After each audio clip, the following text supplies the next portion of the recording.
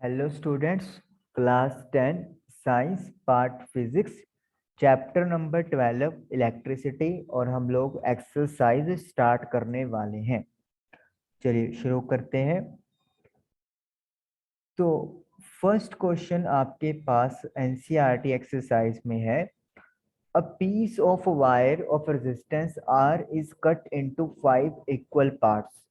एक वायर है आपके पास जिसका रेजिस्टेंस आर है और उसे आपने 5 इक्वल पार्ट्स में कट किया हुआ है। These parts are then connected in parallel, और इन पार्ट्स को फिर पैरेलल में कनेक्ट कर दिया। If the equivalent resistance of this combination is R dash, अगर इस कॉम्बिनेशन का इक्विवेलेंट रेजिस्टेंस आर डैश है तो आर अपॉन आर डैश की रेशो बताएं क्या होगी।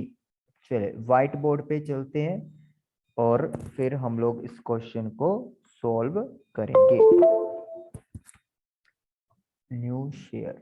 चलिए, तो हमारे पास जो क्वेश्चन है उसमें एक वायर है जिसका रेजिस्टेंस आर है। Resistance of wire is equal to R ohm, और हमने उसके 5 हिस्से कर दिए, तो हम लोग क्या लिखेंगे? Resistance of wire, resistance of 1/5 part of wire. क्योंकि हमने 5 इक्वल हिस्से किए हैं तो 1/5 पार्ट का रेजिस्टेंस क्या हो जाएगा? R/5। रेजिस्टेंस की वैल्यू 5 गुना कम हो जाएगी, क्योंकि ना तो हम लोग उसका area of cross section change कर रहे, ना ही नेचर ऑफ मटेरियल चेंज कर रहे। तो सिर्फ यानी कि लेंथ पे ही हम लोगों का रेजिस्टेंस डिपेंडेंट करेगा, और अगर लेंथ कम हो रही है तो रेजिस्टेंस भी कम हो जाएगी। क्योंकि हम लोगों ने क्या पढ़ा है कि resistance is directly proportional to L. L बढ़ेगा तो रेजिस्टेंस बढ़ेगा, एल कम होगी तो रेजिस्टेंस भी कम हो जाएगा। अब आपने ये जो 5 पार्ट है, ये तो एक पार्ट का रेजिस्टेंस है, तो ऐसे ही 5 पार्ट का रेजिस्टेंस है, उसको जब आपने पैरेलल में कनेक्ट किया है, और पैरेलल का मतलब क्या होता है? सभी एंड्स आपस में कनेक्ट होंगे, यानी कि हर रेजिस्टर के, हर वायर के दोनों एंड्स आपस में लाइक दिस ऐसे क्या होंगे? कनेक्टेड होंगे। और इनका जो पैरेलल या इक्विवेलेंट रेजिस्टेंस है वो उन्होंने दिया हुआ है आर डैश। तो हमें पता है कि जब पैरेलल में रेजिस्टेंस कनेक्ट होता है तो उसे हम लोग कैसे कैलकुलेट करते हैं? 1/R1 plus 1/R2 plus 1/R3 plus 1/R4 plus 1/R5, क्योंकि हमारे पास कुल कितने 5 हिस्से हैं, तो हमने R1 R2 R3 R4 और R5 लिख दिया। अब क्योंकि देखिए सभी हिस्सों का रेजिस्टेंस R/5 है, तो इसका मतलब क्या है? सभी R1 R2 R3 R4 और R5 R/5 के इक्वल होंगे। तो यानी कि हम लोग R1 R2 R3 R4 R5 सभी की वैल्यू क्या पुट कर देंगे? R/5 पुट कर देंगे। तो हमने सभी की वैल्यू R/5 पुट कर दी। 1/R dash is equal to, ये जो 5 है ये आपका नोमिनेटर में शिफ्ट हो जाएगा। 5/R, 5/R, 5/R, 5/R plus 5/R। अब 5/R जो है वो आपने 5 बार लिखा है, तो 5/R को हम लोग 5 से मल्टीप्लाई कर देंगे। तो इसका मतलब क्या हो गया? 1/R dash is equal to 25/R। अब हमें R अपॉन R डैश की रेशो निकालनी थी, तो आप इस R को क्रॉस मल्टीप्लाई करके ले जाएं, तो R upon R dash is equal to 25। तो यानी कि हमारा जो रेशो है वो 25 आया है, और ये हमारा आंसर है। चलिए ऑप्शन में चेक करते हैं। 1/25 नहीं है, 1/5 भी नहीं है, 5 भी नहीं है। यस, तो here is the option D, 25 is the correct answer. चलिए नेक्स्ट करते हैं। Which of the following terms does not represent electric power in a circuit? इनमें से कौन सी टर्म इलेक्ट्रिक पावर को रिप्रेजेंट नहीं करती? आपको पता है पावर का फॉर्मूला V इंटू आई होता है, तो V इंटू आई तो है, जो आपके पास C है तो C तो इसका आंसर नहीं हो सकता। अगर आप V को I इंटू आर भर दे ओम्स लॉ के अकॉर्डिंगली, तो आपका फॉर्मूला बन जाता है I स्क्वेयर R। तो इसका मतलब क्या है, ऑप्शन ए भी इसका सही आंसर नहीं हो सकता क्योंकि ये भी फॉर्मूला बन गया। अगर हम लोग I को V बाई आर पुट कर देंगे तो ये बन जाएगा आपका V स्क्वेयर बाई आर, तो इसका मतलब ये भी नहीं है। तो हम लोग देख रहे हैं कि ऑप्शन बी यहाँ पे सही आंसर आएगा, क्योंकि ऑप्शन बी जो है वो किसी का भी फॉर्मूला, सॉरी पावर का फॉर्मूला नहीं बन रहा, तो option B is the right answer. चलिए थर्ड करते हैं। An electric bulb is rated 220 volt and 100 volt. एक बल्ब है जिसके वोल्टेज 220 वोल्ट लिखी हुई है और पावर 100 वोल्ट है। When it is operated on 110 volt, अगर इसका पोटेंशियल डिफरेंस हाफ कर दिया जाए यानी कि 110, then power consume will be, तो पावर का कंजप्शन क्या होगा? चलिए व्हाइट बोर्ड पे चलेंगे हम लोग, इसके लिए क्लियर करते हैं। तो पावर का फॉर्मूला पहले लिख लेते हैं हम लोग। क्या होता है पावर का फॉर्मूला? वी आई भी होता है, पावर का फॉर्मूला आई स्क्वेयर आर भी होता है, और पावर का formula V square upon R भी होता है। अब हम लोग के पास क्वेश्चन ये है कि हम लोग इन तीनों में से कौन सा फॉर्मूला यूज करेंगे। देखिए हमें क्वेश्चन में दोनों पार्ट में पावर दी हुई है, या फिर एक में पावर दी हुई है और पावर फाइंड करनी है, तो पी तो आना ही चाहिए। और साथ में पोटेंशियल डिफरेंस की बात हो रही है, लेकिन करंट और रेजिस्टेंस की बात दोनों में से किसी में भी नहीं हो रही। हमें पता है अगर वोल्टेज और करंट की बात करें तो दोनों में एक रिलेशन है कि वोल्टेज बढ़ता है तो करंट भी बढ़ जाता है और रेजिस्टेंस रिमेन्स द कांस्टेंट। तो क्योंकि हमारे पास डिवाइस बल्ब है, तो यहाँ पे भी इसका जो रेजिस्टेंस है वो सेम रहने वाला है। तो सिंपली सी बात ये है कि करंट चेंज होगा, तो हम वोल्टेज को तो चेंज कर रहे हैं, पावर भी चेंज हो रही है, तो रेजिस्टेंस कांस्टेंट रह रहा है। तो यानी कि जो दो इक्वेशन बनने वाली है उसमें अगर हम लोग आर लेकर यूज करेंगे तो आर कैंसिल आउट हो जाएगा, तो हम लोग फॉर्मूला नंबर 3 यूज करेंगे। तो पहले केस में पावर को हमने लिख दिया P1, वोल्टेज को V1 और रेजिस्टेंस R अपा ने यूज कर लिया। P1 उन्होंने बताई हुई है आप लोग को 100 वोल्ट, और वोल्टेज है 220 का स्क्वायर, स्क्वायर मतलब आप 220 को दो बार लिखोगे, capital R। This is let me से इक्वेशन 1। सेकंड केस में जो P2 है पावर, वो आपकी आएगी V2 का स्क्वायर अपॉन R। R हम लोग सेम क्यों लिख रहे हैं? क्योंकि जो रेजिस्टेंस है वो चेंज नहीं होगा। पावर हमसे पूछी हुई है तो ये तो हम पुट नहीं कर पाएंगे। वोल्टेज हमारी हाफ है यानी कि 110, और इसको हम कितने बार लिखेंगे? दो बार, डिवाइडेड बाय R। तो दिस इज लेट मी से इक्वेशन 2। अब आपको करना क्या है, इक्वेशन 1 और 2 को डिवाइड कर दें। इक्वेशन 1 डिवाइड बाय इक्वेशन 2, तो 1 आप लोग ऊपर लिख दें और 2 वाला नीचे कर देंगे हम लोग। 220 multiply by 220 divided by R, और जब आप इसको लिखेंगे तो ये रेसिप्रोकल हो जाएगा, r डिवाइड बाय 110 इंटू 110, तो r से r कैंसिल हो गया, ये आपका 2 बन गया, ये भी आपका 2 आ जाएगा। तो 100 divide by P2 is equal to 4/1, cross multiply कर दें, is equal to 100। So power 2 is equal to 100/4, that is equal to 25 watt. तो 25 वोट आपका आंसर आ गया। यानी कि अगर वोल्टेज हाफ कर दी जाएगी तो पावर का जो रिडक्शन है वो 1/4 हो जाएगा। ये बहुत बड़ी इंपॉर्टेंट चीज है। कई बार आप लोग क्या करते हो कि आप ना 100 का भी हाफ कर देते हो, 50 को आंसर लगाया होगा, गलत है। प्रॉपर कैलकुलेट करके आपको देखना चाहिए, नहीं तो आप एक गलत आंसर पे टिक कर दोगे। तो 25 what is the right answer. चलिए now let us do question number 4।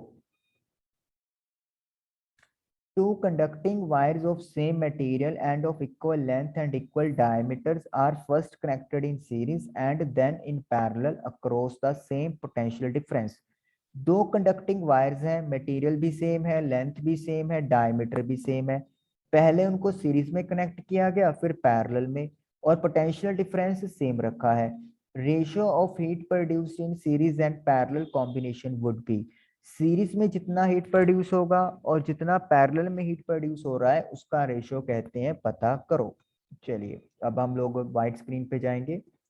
तो दो वायर हैं, हम लोग इधर W1 फर्स्ट वायर के लिए बना लेते हैं, और ये है अपने पास W2 यानी कि वायर 2।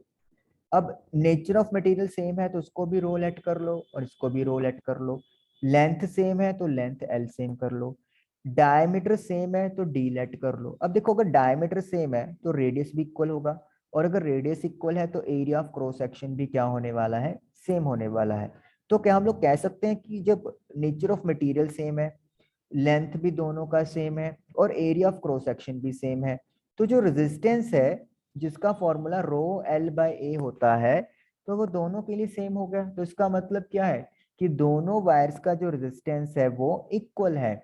अब इन दोनों वायर रेजिस्टेंस को पहले सीरीज में लगाया गया है, और potential difference same, potential difference V let कर लेते हैं, तो इसका रेजिस्टेंस भी R है और इसका भी R है।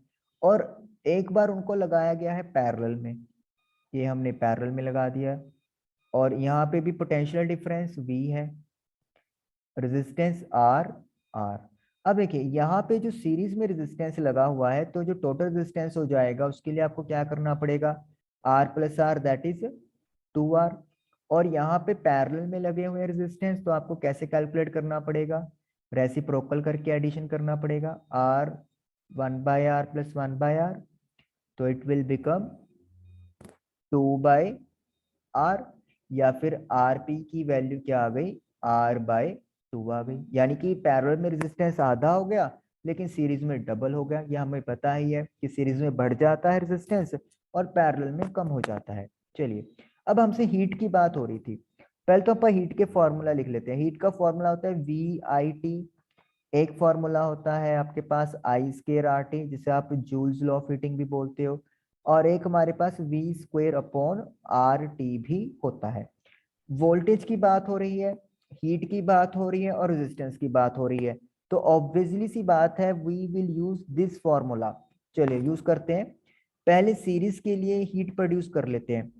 वोल्टेज कितनी है, V है, टाइम T है, और रेजिस्टेंस, सीरीज में रेजिस्टेंस कितना है, 2R है, तो यानी कि 2R रेजिस्टेंस आ गया सीरीज के अंदर।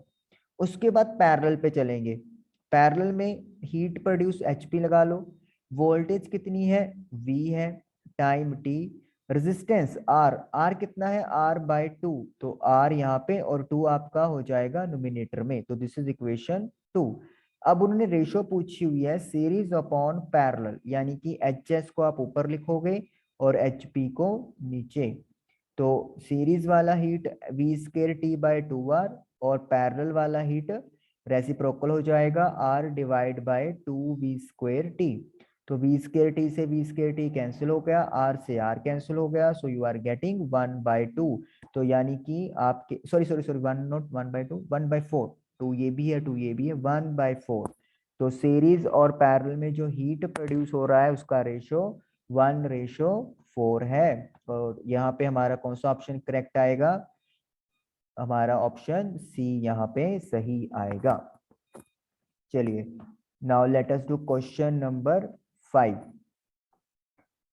How is voltmeter connected in circuit to measure the potential difference between two points? अगर आपने एक सर्किट में पोटेंशियल डिफरेंस मेजर करना है तो वोल्ट मीटर को आप कैसे कनेक्ट करोगे, बड़ा इजी है, पैरेलल में कनेक्ट करते हैं। एमीटर के लिए सीरीज में और वोल्ट मीटर के लिए पैरेलल में कनेक्शन करना पड़ेगा अगर हमें पोटेंशियल डिफरेंस मेजर करना है। चलिए क्वेश्चन नंबर 5 भी हमारा डन हो गया। Now let us do 6। Copper wire has diameter 0.5 mm and resistivity of 1.6 into 10 the power -8 ohm meter. What will be the length of this wire to make its resistance 10 ohm? यहाँ तक हमारा पहला part खत्म हो रहा है, length हमें find करनी है अगर रेजिस्टेंस की वैल्यू 10 ओम है और डायमीटर और रेजिस्टिविटी गिवन कर दी है। चलिए व्हाइट बोर्ड पे चलते हैं। सबसे पहले तो रेजिस्टेंस हमें वायर का गिवन है, that is equal to 10 Om.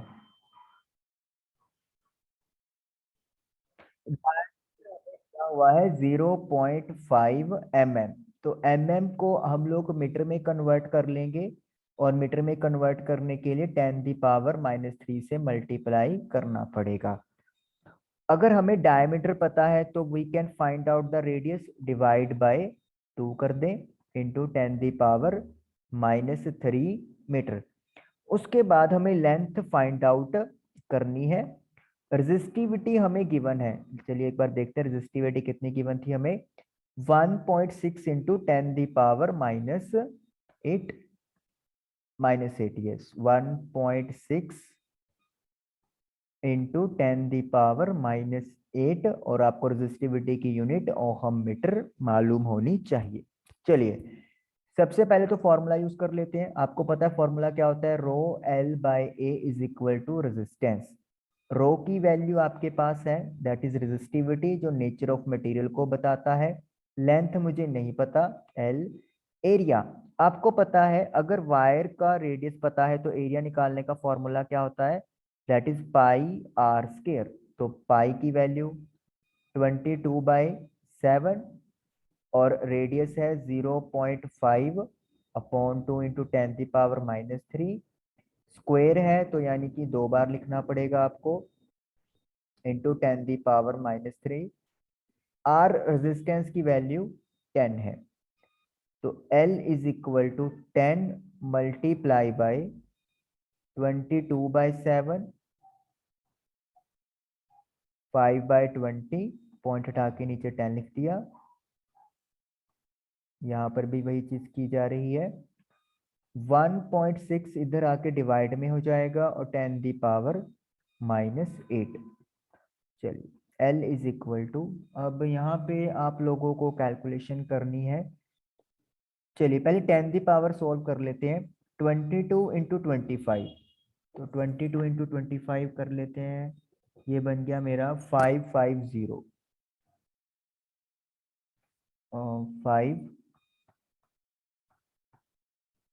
550 multiply by 10⁻³ -3 -6 और +1 -5, तो ये बन गया upon this is the 7 into 2 14, 14 into 2 28 multiply by 10⁻1 + 1 2 और ये हो गया माइनस का 6 और एक पॉइंट हटा के ऊपर नीचे ऊपर 10 लग जाएगा और साथ में 116 इधर लिख जाएगा, तो 55 ये 0 और ये 0 मतलब 10 की हो जाएगी तो -3 बन जाएगा। 28 को 16 से करेंगे तो ये बन गया आपका 448 10⁻⁻6। अब आपको करना क्या है, ये 10⁻6 को जब आप ऊपर भेजोगे, ऊपर कर रहे हैं अपा, तो बन जाएगा ये 10⁻⁻6 और नीचे 448 है, तो 55 यहाँ पे 10⁻³ रह गया यानी कि 3 zeros डिवाइड बाय 448, तो 55,000 को 448 से डिवाइड करेंगे तो आई एम गेटिंग 122.7। ये कैलकुलेशन है, ये आप अपने तरीके से जैसे मर्जी कर सकते हैं। 122.7 मीटर, तो इतने मीटर की जो वायर है ये उसकी लेंथ आ गई है। अभी हमारा एक पार्ट हुआ है, इसमें अभी कुछ और भी पूछा गया है। How much does the resistance change if the diameter is double. अगर डायमीटर को डबल कर देंगे तो कहते हैं कि रेजिस्टेंस पे क्या फर्क आएगा। देखिए सिर्फ डायमीटर की बात हुई है, यानी कि ना तो मटेरियल का नेचर चेंज हुआ है और ना ही लेंथ चेंज हुई है, लेकिन अगर डायमीटर चेंज करेंगे तो एरिया पे चेंज हो जाएगा। तो उसके लिए क्या चीज है, फर्स्ट केस में मान लेते हैं हम लोग रेजिस्टेंस आर है, रो एल और एरिया हमारा है पाई आर स्क्वायर। वैल्यू भी नहीं पुट करेंगे क्योंकि हमें कोई जरूरत नहीं है, बाद में हम लोग पुट कर देंगे। सेकंड केस में जो अभी हम पता करना है, आर डैश मान लेते हैं रेजिस्टेंस, रो चेंज नहीं किया, एल भी चेंज नहीं किया, लेकिन डायमीटर डबल कर दिया। अगर डायमीटर को आप डबल कर दोगे तो रेडियस भी आपका ऑटोमेटिकली क्या हो जाएगा, डबल। तो पाई का तो पाई लिख दो, लेकिन आर की जगह पे क्या आ जाएगा, 2r। यानी कि आर डैश की वैल्यू आपके पास क्या बन गई, पाई एल, 2 का स्क्वायर 4 पाई आर स्क्वायर। तो इसका मतलब क्या है, 1/4 multiply by rho L by pi R square. तो R dash is equal to 1/4 into rho L by pi R square. ये किसके इक्वल है, आपका आर के इक्वल है। और रेजिस्टेंस कितना दिया हुआ है हमें, 10 ओहम दिया हुआ है। तो 10 divide by 4 that is 2.5 ohm. तो इसका मतलब क्या है, जब आप वायर की थिकनेस को डबल कर देते हो तो जो रेजिस्टेंस है same length of nature, same length and nature of material के लिए 1/4 रह जाता है। तो ये भी एक तरह से इंपॉर्टेंट पॉइंट है जो इस न्यूमेरिकल के पार्ट के थ्रू निकल के सामने आता है। चलिए late us do question number 7। 7 questions में the value of I flowing in a given resistor for the corresponding value of potential difference V across the resistor are given below। तो current और potential difference की values आपको दी गई है और आपको एक ग्राफ प्लॉट करना है और साथ में रेजिस्टेंस कैलकुलेट करना है। चलिए इसमें हम लोग यहीं पे कर लेते हैं क्योंकि वैल्यूज दी हुई है। ठीक है, तो पहले हमें क्या अपलोड करना है, यहाँ पे ग्राफ। ग्राफ के लिए आपको पता है कि हमें 2 लाइंस चाहिए। तो दिस इज सपोज करो V and this is suppose कर लेते हैं I। I करंट जो हम लोग एम्पियर में मेजर करेंगे और यहाँ पे हम लोग लिख देंगे V इन वोल्ट्स, वोल्टेज में। ठीक है जी। ओके, अब हमें वैल्यूज देखो, ये वोल्टेज की है 1.6, 3.4 ये, और करंट की वैल्यूज हम लोग इजीली कर सकते हैं 0.5 देन 1। ओके, थोड़ा सा मॉडिफाई कर लेते हैं इसको। आप सपोज कर लो 1, यहाँ पे 2, यहाँ पे 3,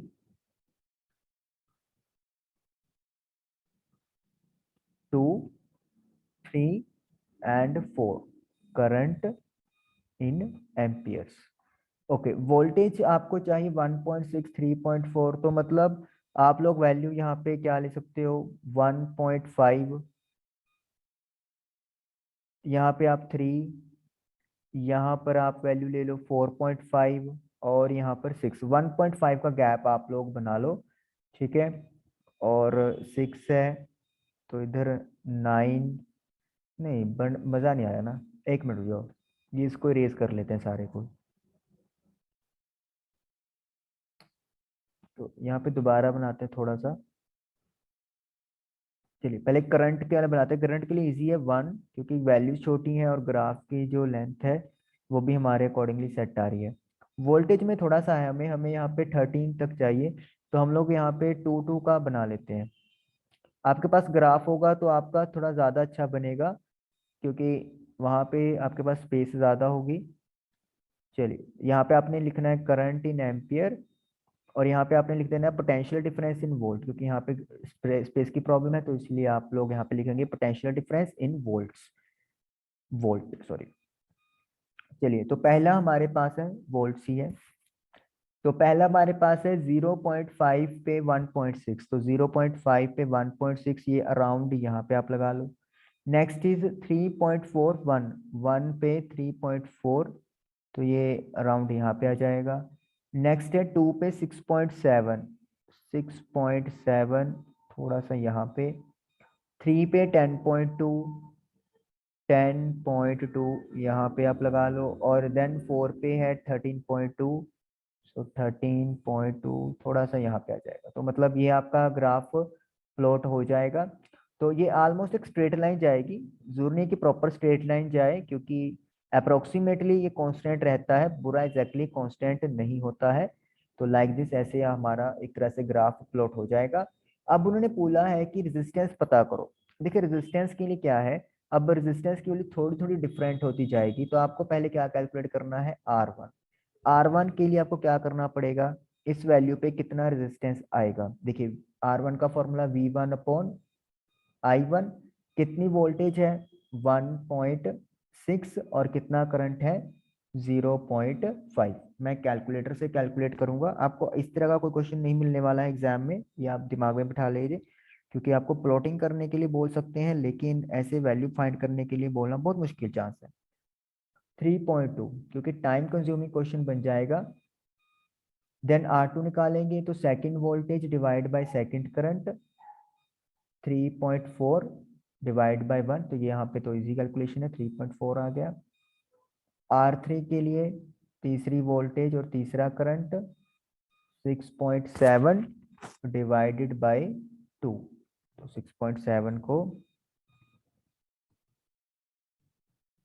डिवाइड करेंगे 2 से तो 3.35 आ गया। R4 की वैल्यू आएगी V4/I4, तो वोल्टेज है आपके पास 10.2 डिवाइडेड बाय 3, तो 10.2 डिवाइडेड बाय 3, तो 3.4 ओम आ गया। और R5 के लिए V5/I5, so 13.2 divide by 4, so 13.2 divide by 4, so 3.3। तो आप देखिए सभी में R1 R रेजिस्टेंस की वैल्यू थोड़ा थोड़ा फर्क आ रहा है और यू कैन से कि अप्रोक्सीमेटली इक्वल आ रहा है। तो अब हमें क्या करना है, एवरेज वैल्यू निकालनी है रेजिस्टेंस की। वो कैसे निकालेंगे, सभी रेजिस्टेंसेस को ऐड करके डिवाइड बाय 5। यस, मैं डायरेक्टली इनको ऐड कर रहा हूँ कैलकुलेटर में और डिवाइड भी करूंगा 5 से। सो 3.2 प्लस 3.4 प्लस 3.35 प्लस 3.4 प्लस 3.3, सो 16.65। तो 16.65 टोटल आ गया है, अपॉन 5 करेंगे तो डिवाइड बाय 5, तो 3.33 आ गया आपके पास।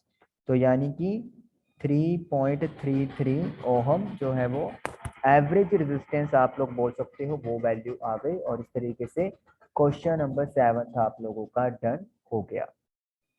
चलिए जूम इन कर लेते हैं। Now question number 8, when a 12 volt battery is connected across an unknown resistor, तो पोटेंशियल डिफरेंस आपको दे दिया है 12 वोल्ट, एक रेजिस्टर है जिसकी वैल्यू नहीं पता। There is a current of 2.5 milliampere, तो करंट फ्लो कर रहा है 2.5 milliampere. Find the value of resistance, resistance की वैल्यू पता करें। चलिए पता कर लेते हैं। आपको पता है वोल्टेज का फॉर्मूला I/R होता है। वोल्टेज हमें दिया हुआ है 12 वोल्ट, 12 2.5, यस 12 वोल्ट हमें दिया हुआ है और करंट है 2.5 मिली एम्पियर। मिली को कन्वर्ट करना है तो 10⁻³ करेंगे और रेजिस्टेंस हमें नहीं पता। यहाँ पे ये मल्टीप्लाई में है तो इधर आके ये डिवाइड में हो जाएगा। पॉइंट हटा के ऊपर 0 लगा दो और 10⁻³ हो जाएगा।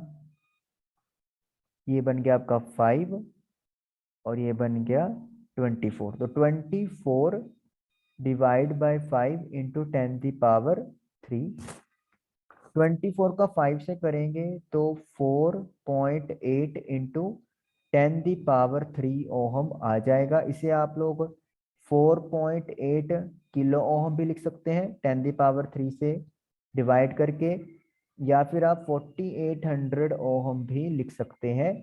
10 कर देंगे, एक 0 कट जाएगा तो 2 0 लगा सकते हैं, आपकी मर्जी है। दोनों आंसर एप्लीकेबल हैं, दोनों में आपको फुल मार्क्स मिलेंगे। ओके जी, question number 9, a battery of 9 volt is connected in series with these resistors, तो resistors लगे हुए हैं 0.2 0.3 0.4 0.5 and 12 ohm। How much current would flow through the 12 ohm resistor, कितना करंट फ्लो करेगा 12 ओम के अक्रॉस। सीरीज कॉम्बिनेशन है तो आपको पता है सीरीज कॉम्बिनेशन में जो करंट होता है वो हर कंपोनेंट में सेम फ्लो करता है या फिर पूरे सर्किट में सेम फ्लो करता है।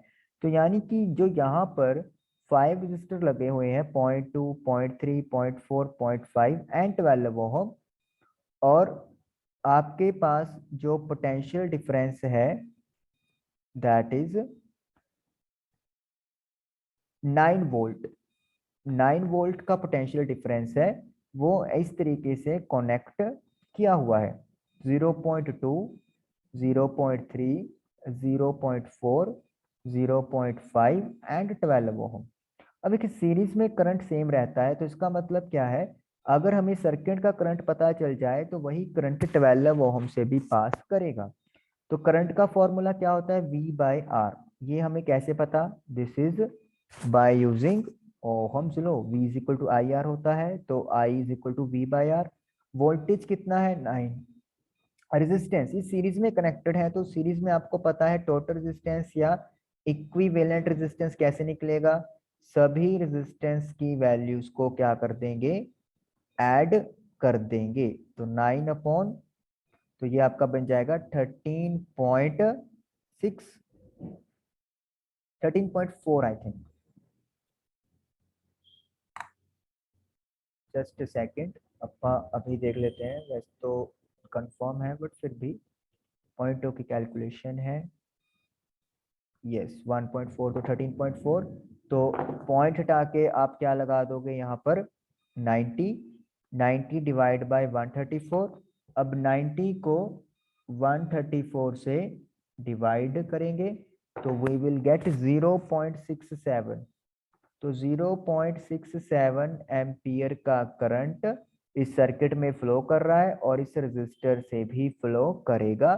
चाहे किसी भी रेजिस्टर के करंट की बात करें सभी में से 0.67 एम्पियर का करंट ही फ्लो करेगा। तो ये हमारा आंसर आ गया।